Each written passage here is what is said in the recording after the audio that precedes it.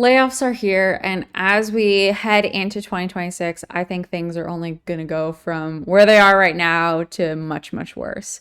This is a video by Vanessa Wingard. She does fantastic work covering the implications of technology on society and on the economy, and I wanted to dive into this video because I think it really touches on what we're facing, not just in the coming months, but in the years to come.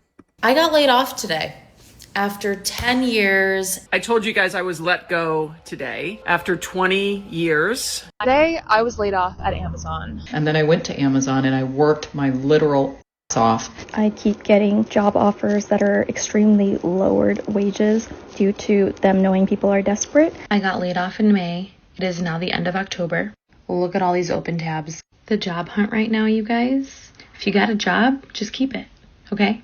Amazon recently. So I just right off the bat, if you've watched some of my other videos, you probably know where I'm going with this. Almost all of them, all of those clips there were women. And I think women in white collar professions are going to be most affected by technological job disruptions that are happening right now.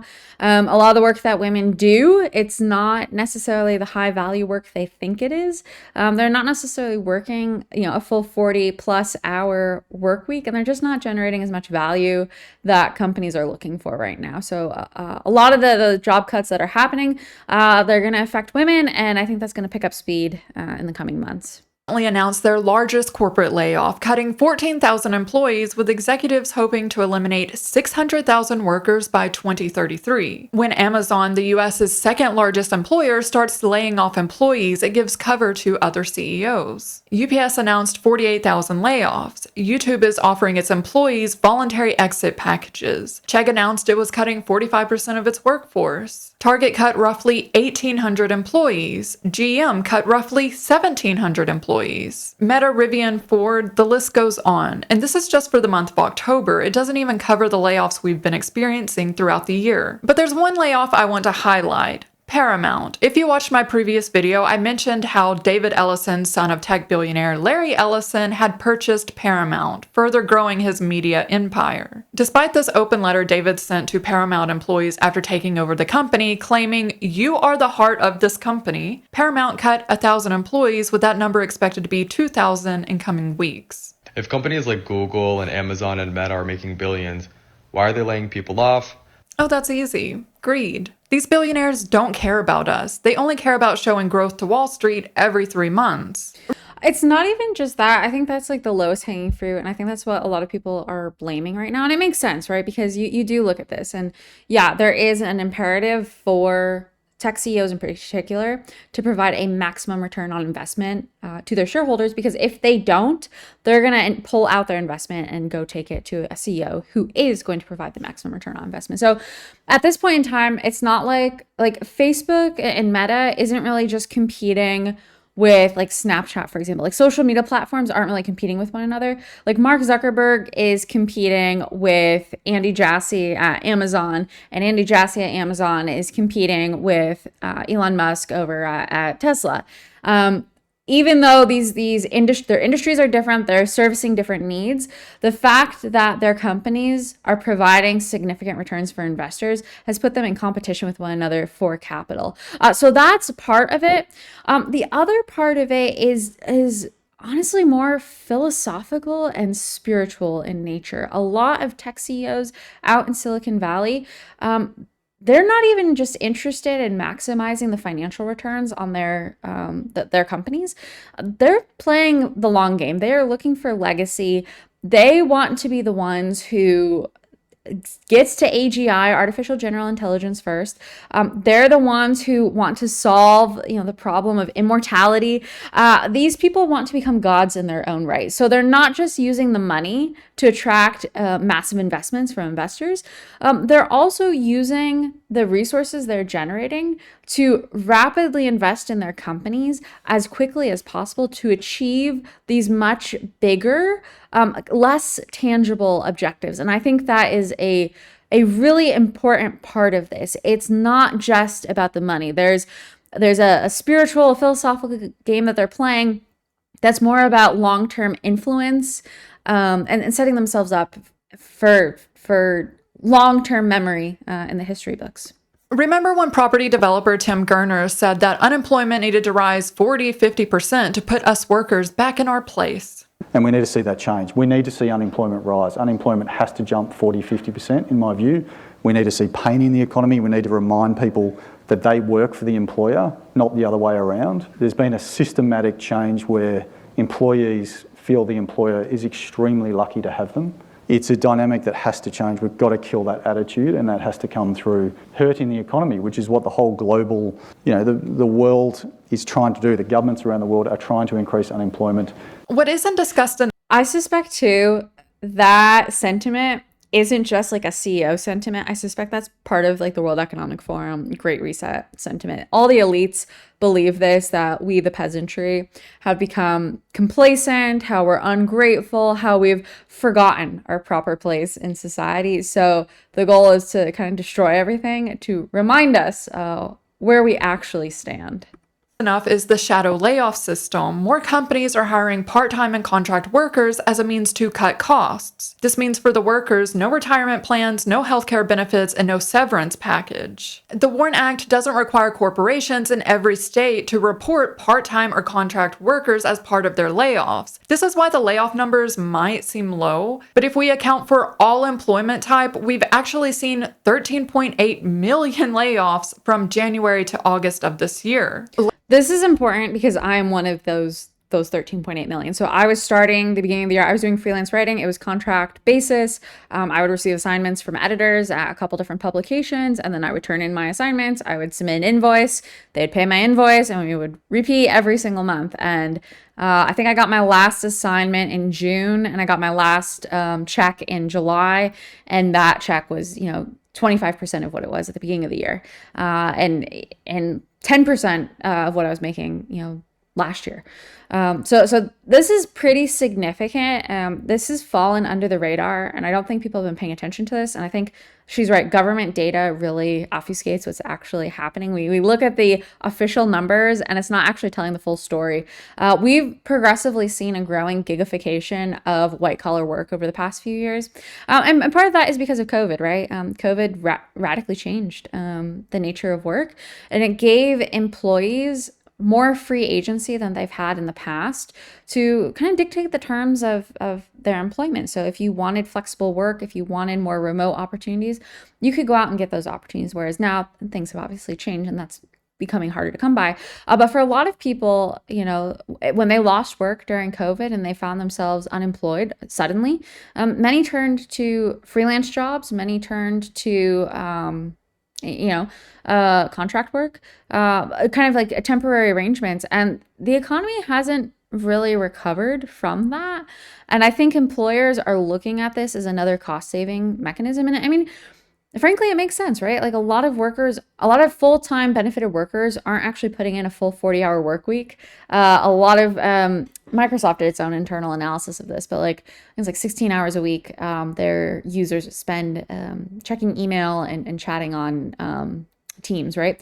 So, and I know from my own time working, this is absolutely true. I spent so much time going up for coffee breaks, getting cookies before meetings, attending pre-meetings for meetings. It just a lot of stupid stuff. But it seemed like there was far more downtime, and I was bored far more often than I was busy and actually doing work. And I think this is the case for a lot of white collar workers, that there's just not enough work to go around. And I think as part of this process and the cover, frankly, that AI has given employers, they may not actually be onboarding AI just yet, but it provides them cover to do some organizational changes. And I think part of that is consolidating jobs together. So instead of, say, having a team of 10 marketing managers in your marketing department, maybe you'll cut it down to 5, right? And so you'll consolidate and rescope the work. And part of that, I think, is going to entail outsourcing work to non-benefited employees. So using freelance labor, using contract workers in order to supplement and augment your workforce. And so, yeah, you there's a cost savings there, right? You save on the benefits, but then you're only paying for the hours that person is working. You're not paying them 40 hours a week to sit and do nothing for 20 hours. So I think that's part of it too. And we're going to see a continuation of this moving forward, where far more work opportunities that are available in the coming months and in the coming years will be freelance and contract work. It won't be W-2 benefited full-time work. And that's not inherently a bad thing. I did make more money as a freelance writer just on an hourly basis because I was, really good at what I did. And so that, worked for me. But for a lot of people, that's not going to work. And because people are so desperate right now for work, it will be a race to the bottom for wages. So, if I, for example, with freelance writing, I was making about $150 an hour, gross, not after like fees and stuff. So right now I've seen like stuff come up on LinkedIn where there's content directors and editors who are soliciting people to do similar length writing projects I did for, $150 per project. Well, if the project takes 2 or 3 hours straight, well, suddenly that's a far lower hourly rate than what I was making before. I've even seen some come up. They're looking for part-time workers willing to work for $25 to $30 an hour. So it is going to be a race to the bottom. There's a supply of talent that's available and willing to work at those rates. And so I think employers are going to leverage that to their advantage.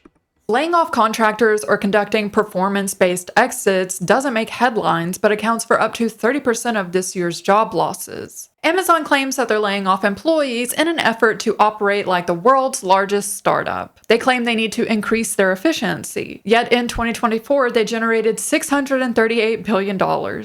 It seems they're operating at pretty high efficiency. While most headlines are focused on AI, Amazon has been building an army of robots. A leaked internal document shows executives hoping they can eliminate 600,000 roles by using robots. And they know how bad this sounds. That's why also in the document, they discussed replacing words like automation, AI, and robot with the term advanced technology. So this is a pretty big deal that I think is worth diving deeper into. So one thing you might not realize is that after deindustrialization gutted American manufacturing, the jobs that replaced those lost manufacturing jobs in many cases were warehouse and distribution jobs. So if you look in places like Indiana and like Ohio and Missouri, and you look at the central part of the United States, a lot, these people who had been working union overtime paying jobs for, $20-$30 an hour, they lost those jobs and they were replaced with barely above minimum wage warehousing jobs. And so a lot of our economy has not like a significant portion, but it, relatively speaking, a good portion has transitioned to this.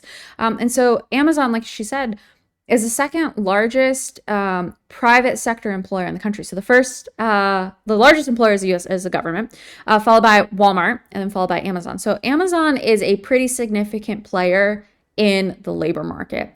And so Amazon warehouses really cater to the job needs in communities that were completely gutted by deindustrialization. And so if Amazon is successful in replacing and eliminating up to 600,000 jobs, this is going to devastate communities that have already been devastated by deindustrialization. But what makes matters worse is because corporate CEOs and tech CEOs are playing a game right now to try to attract and retain capital, other companies are going to have to follow suit. So Walmart, Amazon's largest competitor and the largest private sector retailer in the country, is going to have to do more automation as well because it's going to have to compete with Amazon. And the only way it's going to have to compete is to go toe-to-toe on automation. So this is going to have reverberating consequences across the economy. And then, of course, the supply chain system here, everything from trucking to warehousing and logistics, is probably one of the largest, if not the largest employer, just sector-wide in the country. And so this is going to affect things like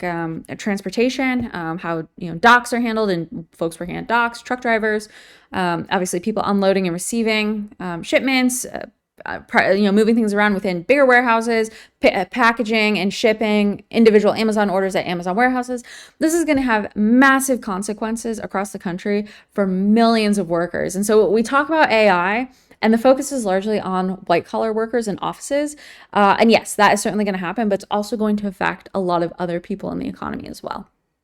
But here's the dystopian reality. Back in June, Amazon CEO Andy Jassy addressed all the employees about AI and automation. "We have strong conviction that AI agents will change how we work. There will be billions of these agents. We will need fewer people doing some of the jobs that are being done today." The key word here is will. He's not saying AI agents are currently good enough to replace human workers. He's saying they will be, maybe in the future. Probably in 2025, we at Meta, as well as the other companies that are basically working on this, are going to have an AI that can effectively be a sort of mid-level engineer that you have at your company that can write code. And then over time, we'll get to the point where a lot of the code in our apps, and including the AI that we generate, is actually going to be built by AI engineers instead of people engineers. Again, the key words here, I think probably these are just hopes. They're laying off real human workers today despite recognizing that AI cannot do a mid-level engineer's job. But they're hoping one day it can. They're redirecting the money they used to pay real human workers into AI investments. They're betting on a future that hasn't even arrived yet. They could afford both employees and AI, but instead they're laying off workers right before the holidays after record profits while the CEOs get richer from the very act of firing them. Because for these executives, layoffs are a means to cut costs. And who costs the most? Senior employees. A perfect example of this that we saw earlier this year was when Microsoft let go of Ron Buckton. Now, if you're not a developer, you may not know who he is, but Ron spent 18 years at Microsoft. 10 of those years was spent working on TypeScript. TypeScript is used by over 5 million developers. I use TypeScript. The majority of the websites that you interact with use TypeScript. And despite Microsoft having over $245 billion in revenue for 2024, they still let Ron go. Was Ron suddenly discovered to be a slacker after 18 years of promotions? Or is it that executives looked at a spreadsheet, saw his senior level salary, and decided that number was too big? And at the same time they're laying off senior workers, they're also eliminating junior positions. Between January and October of 2024, the unemployment rate for recent college graduates was 15.3% in their first year after graduation. This shows recent graduates are staying unemployed for longer and they're applying to roles outside of their degrees just to land their first position. And it's not. So this is a pretty big deal. So I think a lot of people talk about the Gen Z employment crisis. I've talked about this extensively, how young people cannot find jobs because entry-level jobs are simply being cut. This is certainly the case with computer science grads.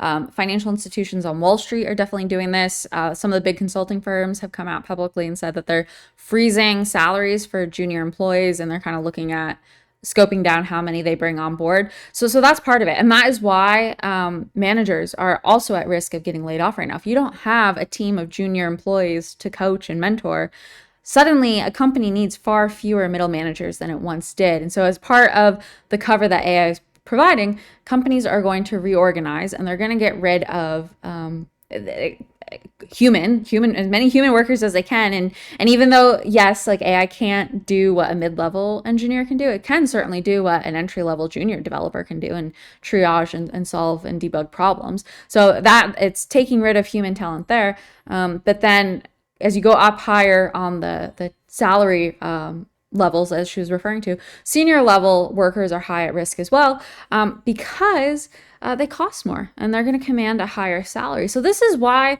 this is going to have compounding effects across the economy, is you're going to see a large swath of entry-level workers who have absolutely no talent, and they've been pretty much locked out of the workforce. Like, they're not going to be able to find jobs, especially because a lot of entry-level jobs too require you to have like 1 to 3 years of experience right off the bat as soon as you graduate from college, which isn't pragmatic for someone who's spent the last 4 years in college. But then you're going to have a lot more people higher up, maybe in their 40s and 50s, who have been let go because they're too expensive, and they're going to have to apply down. Instead of getting a senior management role or whatever they're used to, they're going to have to look for individual contributor roles, so roles that could otherwise go to someone else that might then free up an entry-level spot. That's not going to happen. So basically, wherever you are in your job right now, there's probably not going to be much promotion potential for you. You're probably going to be stuck where you are unless you learn and upskill and become like an AI whiz kid. There's probably not going to be much room for you to move and grow within your company. And this is going to have tremendous consequences for some of those senior managers, because ageism is real. We don't talk about this enough. But employers, like, once you get into your 50s, they do not want to hire you, especially as you get closer and closer to retirement. If you're in your late 50s and you're only a few years away from retiring, employers do not want to invest in you at all. So this is going to put a lot of folks into a really hard position because you might be a Gen Xer who's anticipating retiring in the next 10 years. And if you lose your job, like, you're not going to have the opportunity to continue saving at the salary level that you're used to for retirement. So this is already creating a problem with boomers who didn't save up enough for retirement. And I think it's only going to have a cascading effect downward. So a lot of people across the economy are going to be affected, not just, young college, fresh out of college folks. It's going to affect a lot more people than I think everyone realizes. Not looking any better in other countries. There are many graduates now that are coming out of universities, which means that there are more people that are graduating necessarily for the jobs that are there. I saw a rather shocking statistic in the UK earlier this week that was talking about the fact that last year there were 1.2 million graduates for 17,000 jobs, which starts to give you the idea of just how competitive that market has become. And on top of that, with AI, many of those graduate jobs are changing or are more difficult for people to get into. Vercel used its best salesperson to train an AI agent, allowing the company to reduce a 10-person team's work down to just one person managing the AI agent. As a developer, I also see this. A lot of companies are now using AI agents to do the smaller JIRA tickets that usually a junior developer would do. But this means that they're effectively eliminating junior positions, while at the same time we have fewer senior employees because their salaries make them layoff targets. More seniors and retirees are returning to the workforce because they can't afford the cost of living on their retirement funds or their Social Security. And I've done a separate video on this, definitely worth diving into. I'll link it in the description below. The largest portion of people experiencing homelessness in the United States right now, the fastest growing homeless population, are the elderly. And it's people just like this who are in retirement, they're on fixed incomes, and they cannot keep up with rising costs. So when rent goes up and your Social Security check does not, these people are getting pushed out of their homes. And in some cases, it's over stupid stuff like HOA fees. Or living fees if you lived in like a community, just really stupid stuff. But a lot of elderly folks are being forced out of their homes just because they have no way of keeping up with the cost of inflation. in fact, according to the Department of Health and Human Services, people aged 50 and older are the fastest growing group of those experiencing homelessness, with that number expected to double by 2030. This is my tent. There's my kitchen. This is someone's grandma. Yes. It's sad. I am out in the woods. But here's a little secret. I got plenty of privacy. Because despite paying into Social Security with every paycheck, that money isn't being saved for you. It's being used to pay for current retirees, and it's also not keeping up with the cost of living. The average monthly payment for retirees is $2,002. I'm not currently in the US, but even here in Stockholm, that wouldn't cover my rent. But regardless, the US government is considering increasing the retirement age to 69, despite many workers claiming that employers are deeming them too experienced. A nice way for these companies to say that they don't want to hire you after 40. And actually, Workday, that horrible job application software, they're being sued with applicants alleging the company's AI disqualified them because they were over 40. So I made a post about over a month ago talking about how I was laid off at 50, being at the peak of my career, and thousands of you replied saying you're going through the same thing. They say you're too overqualified. Again, you're not going to be happy here. I even had someone make a comment saying that they went to Trader Joe's to try to get a job and they were denied because they are overqualified. It's 2025. That actually does happen too. Pro tip, this is something I've done, and I would honestly do it. You have to dumb down your resume. So if you are looking for a job at a place like Trader Joe's, do not give them the resume you would give a corporate employer. You have to strip it down and give them a simple resume that can be translated into industry speak and show that you're not as qualified as you actually are. And the new reality is that people in their mid-50s, late 50s are the new unemployables. It's almost impossible to land another job at your current level. You can almost kiss it goodbye. They can say ageism is illegal all they want. They can make believe that it's kumbaya and we love everybody and we're all equal. And no, It doesn't work like that. If that's the case, how exactly are we supposed to work until we're 70 if these companies stop hiring people around the age of 40? And more graduates are now switching to trade jobs, meaning that blue-collar workers are now competing against white-collar workers for the same handful of trade jobs. We've seen at least 180,000 government employees let go, and now we see senior FANG employees re-entering the job market after layoffs. This is a good point too that she brings up, because, and this is something I advocate for, right? It's like, okay, young people specifically need to go into the trades. Like, this is going to be, I think, the best solution moving forward. I think it's a band-aid though. I think it's a short-term solution. So yeah, we need plumbers, we need welders, we need skilled carpenters, right? We need electricians. I think these are all good things to do. But she's right. As more and more people become displaced by job losses, more and more people are going to start moving into the trades, and it takes a while to become skilled in a trade. So that's why I'm saying, even if you haven't lost your job yet, it's 2025, end of 2025. If you haven't lost your job yet, if you are still fully employed, I would still be making moves right now. And anticipating that in the coming years, you probably will lose your job. It's statistically very likely. And you would rather have some trade school or a year of an apprenticeship, even if it's part-time, kind of figure out what you can do. You'd rather have that under your belt now than wait, 6 months from now, you suddenly lose your job and you don't know what to do. You're better off to anticipate that the worst case scenario is actually going to happen and start preparing now. Because if you delay, there's only going to be compounding consequences as more and more people are in the same situation as you, and more people are fighting for increasingly fewer opportunities and resources.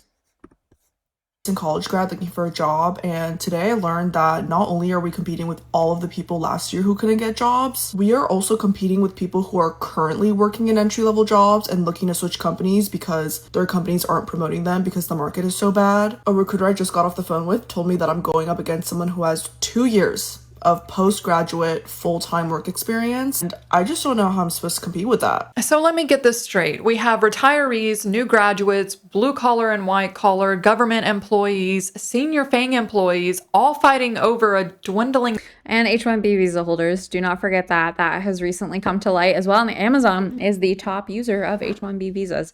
You have a lot of foreigners who are here on visas who are taking jobs of Americans. And a lot of the H-1B visa holders in tech are actually working in junior software developer jobs, and they can be companies can afford to pay them less because they have leverage over them, right? Like these workers continue to build ability to reside in the US is incumbent on sponsorship from their employer. And so if they lose their job, they lose their sponsorship. So the employer can say, yeah, I'll sponsor you and here's your salary. They'll say, okay, like they have to take it. And so a lot of these people too are paid far less as well. So they're being exploited.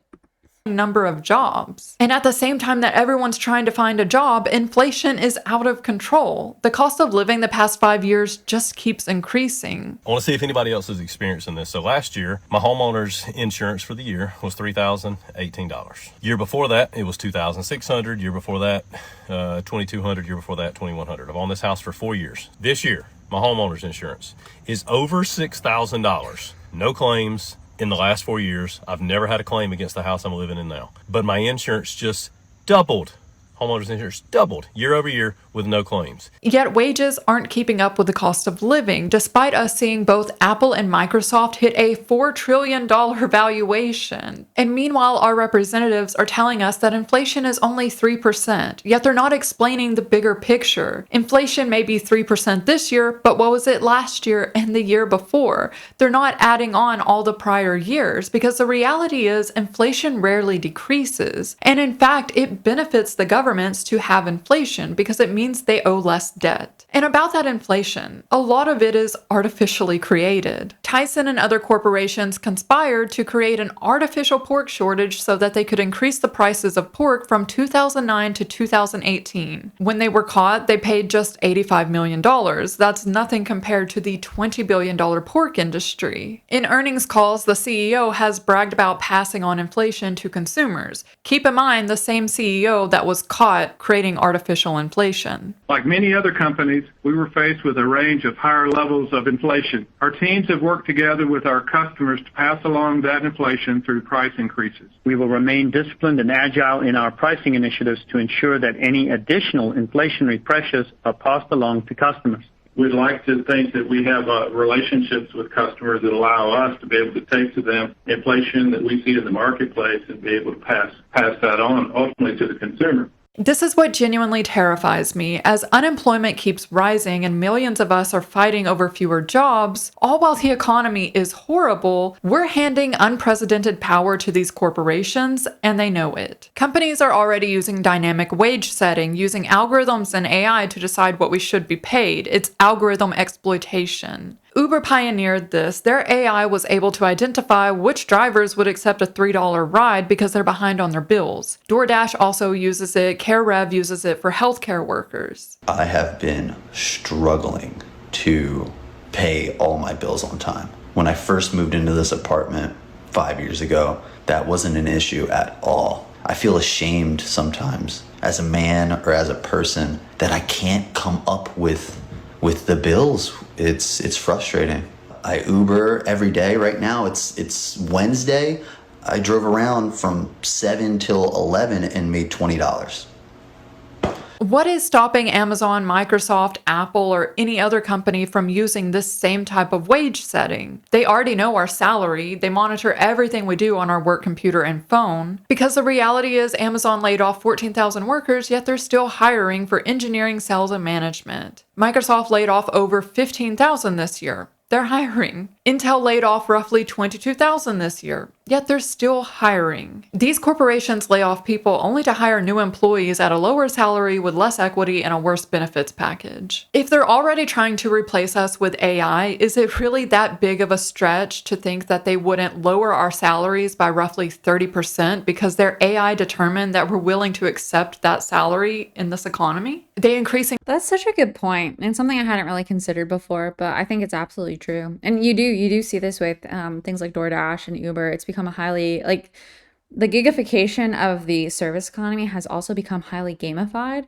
So if you want to earn, or if you want access to higher earning deliveries for DoorDash, for example, you have to have a certain acceptance rate. So they're going to deliberately give the most junior level driver the really crappy stuff. So like the one drink from Starbucks that barely has a tip on it, they're going to make you take those to boost up your acceptance rate before they'll give you access to the much higher paying gigs. So this is definitely happening. And I think she makes a really good point that companies do cycle through employees in order to create new jobs at lower wages. And another thing she touched on earlier that I wanted to reference is that there's some people who will look, entry-level workers will look again for work if they're passed over for a promotion, and this is deliberate. This is something I experience in my own career, that oftentimes the advice young people are given is that you need to work somewhere for like 2 or 3 years and then leave and then come back, because you're not going to be able to grow within. You have to leave and then come back in order to get whatever promotion or higher pay grade you want. So it's already established in the structure, and there's like a natural mechanism for attrition, especially for younger workers, where if you stay at a company, if you show any loyalty, ironically, you're not going to be rewarded for it. So it incentivizes people to leave. And then when that happens, it creates openings and opportunities for companies to offer new jobs to junior people at, increasingly lower rates. So she brings up some really good points here. Give us worse salaries, while Andy Jassy, CEO of Amazon, made $40 million in 2024. His compensation is directly tied to Amazon's stock price. The day Amazon announced 14,000 layoffs, Amazon stock jumped 13%. The day UPS announced 48,000 layoffs, their stock price jumped almost 13% as well. Wall Street literally rewards human suffering. And some of you may own Amazon stock, because actually stock ownership in the US is at a record high. 62% of Americans own stock. But when we dig deeper, we see that the top 10% own 93% of all stocks. They want us to believe that this is about the future and innovation, when they're literally just giving us a solution to a problem that they created. They're laying off real human workers today, investing that money into their dream of AI replacing all of us in the future. So this is like really depressing, and I totally get that. I think this is actually where things are going, to be honest. There is no place for humans in the workforce of the future. And you're going to have folks in Silicon Valley who are going to be like, well, we're going to enter into this wonderful utopia, and AI is going to alleviate all this mundane, boring work that we have all been tethered to for so long, and it's going to free up human creativity and allow us to do things that we haven't been able to do up until now. That's a really lofty vision, but the reality is, unless you are a shareholder in one of these companies, you are not going to receive any of the benefits of whatever is supposed to trickle down to you. We decoupled in the 70s, we decoupled productivity and wages, and that's because we made shareholders the primary the primary folks of concern within companies rather than the employees. So in the past, any growth that happened in a company would get passed on to an employee through wage growth and bonuses and that kind of stuff.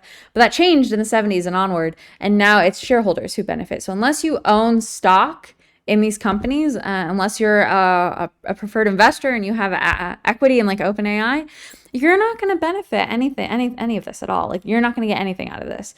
So I think we've all been sold a pipe dream, and we have to wake up to reality and what's actually going to happen. So I recently published a Kindle ebook that really dives into all this. So if you are interested in kind of what the future holds, I think this is a really good book to read. It covers why managers are on the chopping block, why entry-level workers are struggling right now, why women are going to be really affected, some of the other workers who will face the consequences of job losses who you might not think of.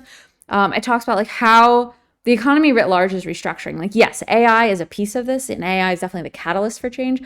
AI isn't just taking everyone's jobs, and I think that is really important. A lot of people miss that point. They just assume, well, AI hasn't taken my job yet, or I've seen AI and it can't do what they claim it can do. To the point made in the video, like, yeah, like we don't have AI agents yet that act as level developers. It's all wishful thinking, but that doesn't mean that's not going to eventually come, and that doesn't mean that doesn't provide cover for employers today to be able to let go of workers in order to redirect capital within their companies to invest in AI projects. So this is all happening, and the question is like, okay, where do we go from here? What do we do?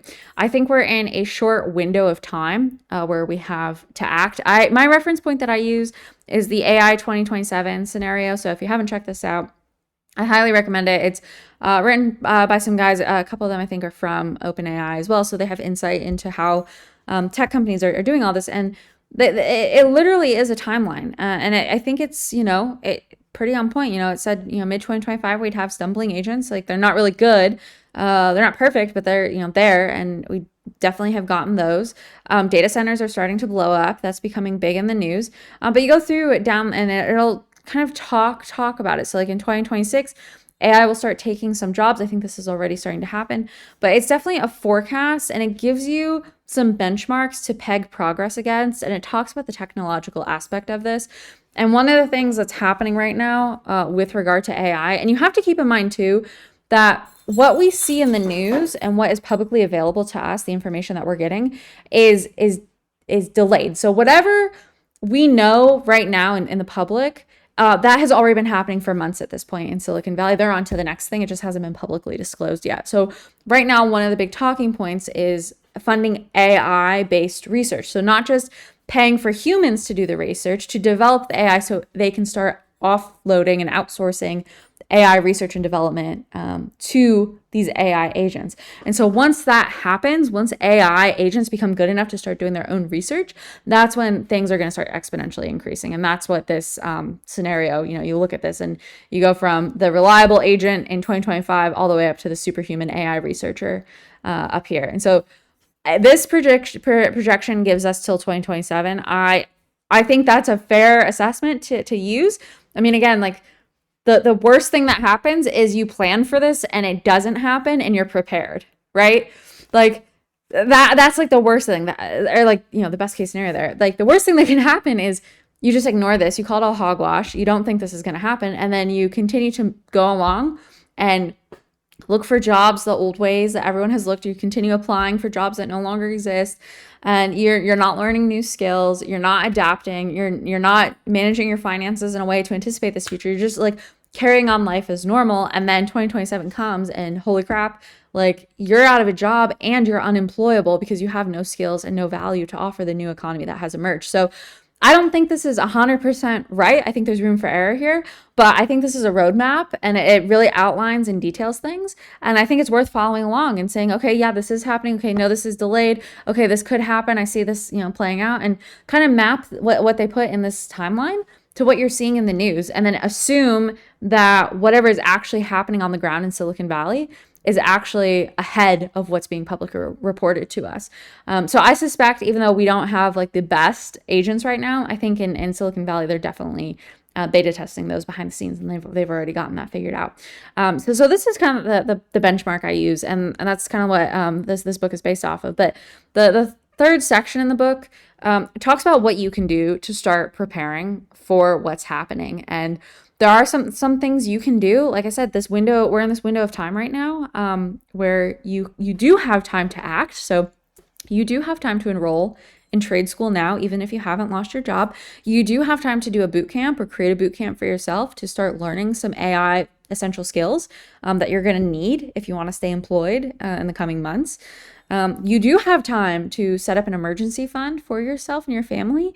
There might not be a lot of time. No, you might not be able to save as much money as you would like. But as of right now, this moment, you have time. But the longer you wait, the longer you dilly-dally, the less time you're going to have. So assuming there's anywhere from 6 to 18 months left to start preparing for this major transition, that's kind of what you have to work with. So I think there's a lot of urgency into like starting to plan for this future that's going to unfold, and accepting that even if all of the layoffs that have happened up until now haven't been because of AI, that doesn't mean there won't be more layoffs in the future. I think this is the beginning of what's going to be a tremendous economic disruption in the years to come. And as she referenced here, like the Social Security Trust Fund is running dry.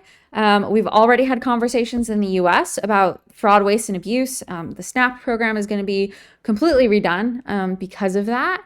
Obviously, health insurance costs are rising. The subsidies for the healthcare exchange are probably going to go away once those are renegotiated at the beginning of January 2026.